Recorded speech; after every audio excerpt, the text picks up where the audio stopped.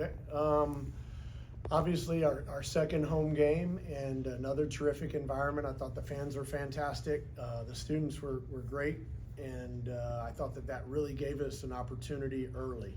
Because, when you go into a game, especially a game like this where they press a lot and they do some different things, you need to feel the crowd behind you. And we certainly felt that tonight all night. So it was fantastic. I really credit the crowd with helping us today.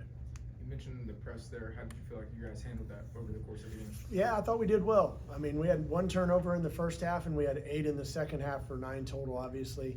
What I would say is that those guys are good basketball players, right? And good basketball players usually can handle the ball and do good things with it.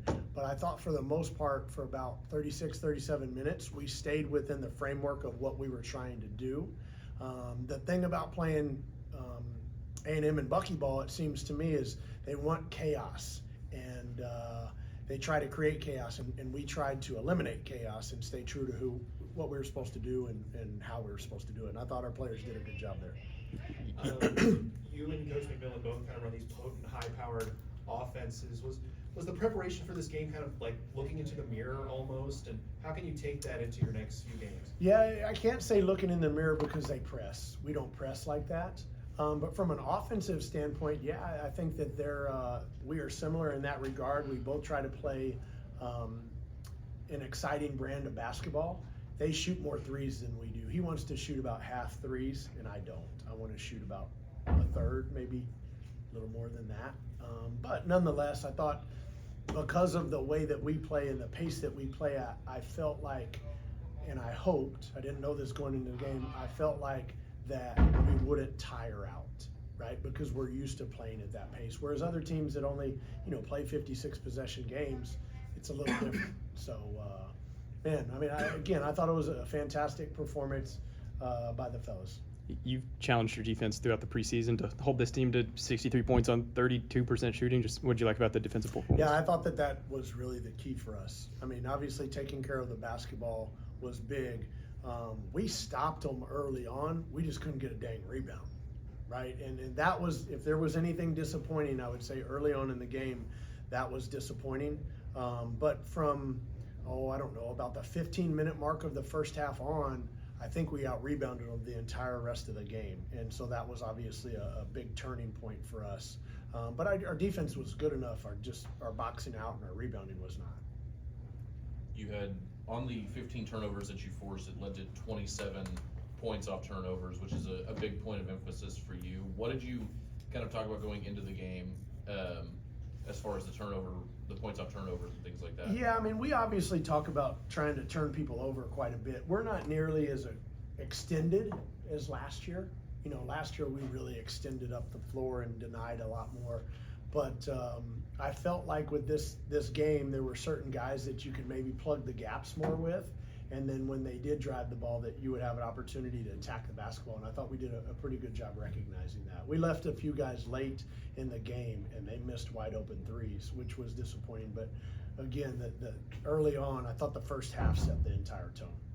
Do you feel like that kind of being in passing lanes, things like that, is something that's going to be, because of your length, maybe something you can rely on defensively throughout the year? Yeah, absolutely. Yeah, I just don't know how much sense it makes to overextend our defense too much. Because the way you have to look at it is if you have some offensive talent, right, which we do have, you're gonna typically be able to score on a nightly basis. So you don't have to create as much offense out of your defense, right? And so that's the simplest way to explain it. But there's going to be nights where we don't shoot the basketball well. And again, we didn't shoot it well tonight from the 3, but there's going to be nights where we don't shoot the basketball well overall, and we're going to need to ramp it up defensively. I just don't know that that's going to be an every night thing, especially in the Big 12, with all the good teams that we have. Did you learn something about this group tonight or today? I don't know what time it is.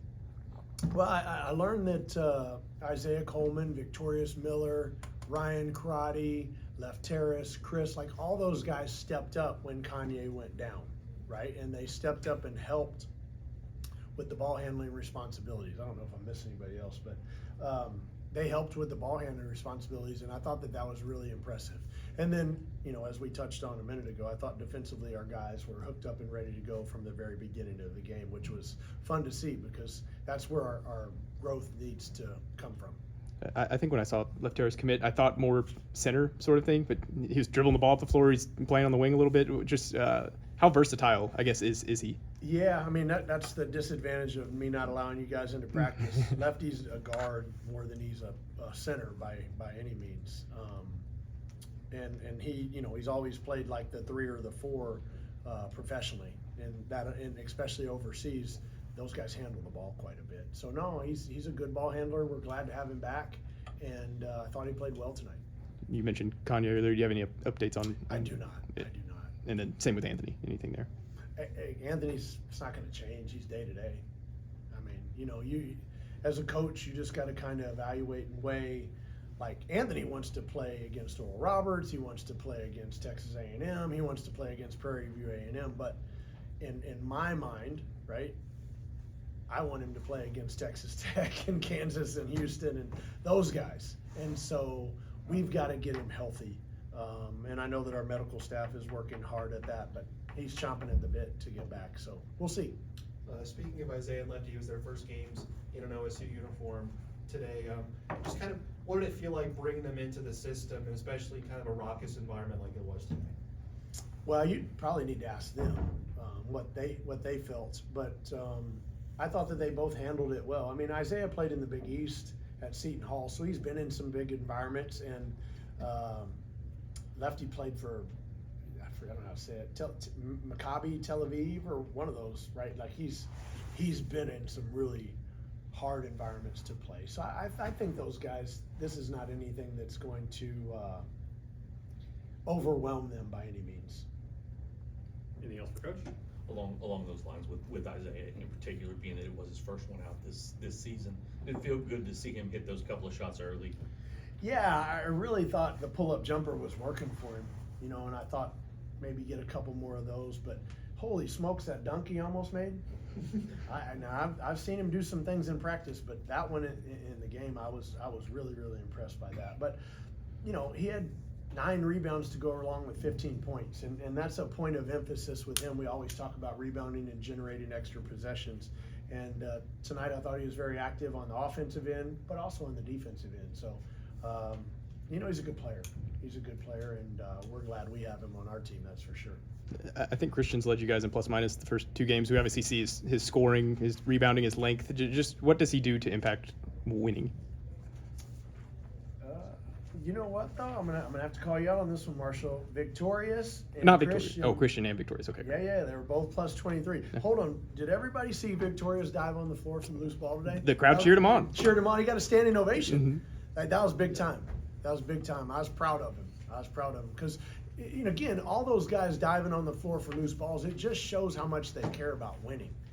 And ultimately, that's where we've got to get. We've got to get towards everybody consumed with winning and not the other stuff. But again, back to Chris. I thought Chris has played well. He deserved the start in the second half. He handled the ball well against pressure.